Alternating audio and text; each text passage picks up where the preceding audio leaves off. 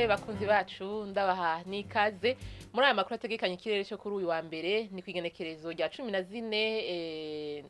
ndamukiza umwaka wa 2025 mu gatondo hitezwe ko hazogwa imvura mu ntara zitanye zigize igihugu cacu kiretse mu Kayanza, Igitega, Ikaruzi, Ingozi, Imuhinga no mu Kirundo hitezweyo ikirere kizoba kirimo ibicu vyinshi ahazoba hakanye gusumba handi azoba ari mu ntara ya Muyinga, Igitega, mu Ruyigi, Imwaro hamwe no mu Rutana aho ibipimo by'ubushuhe byaho bizoba bigera kuri °C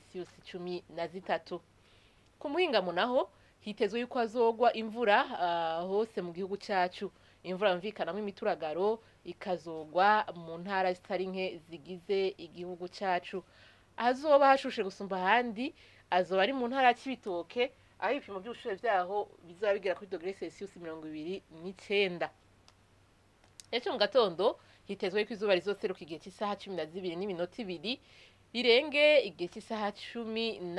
zirenga ku minota 4 z'umugoroba nuko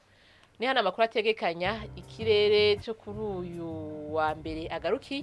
mwakoze mwese kuyakurikira naho utaha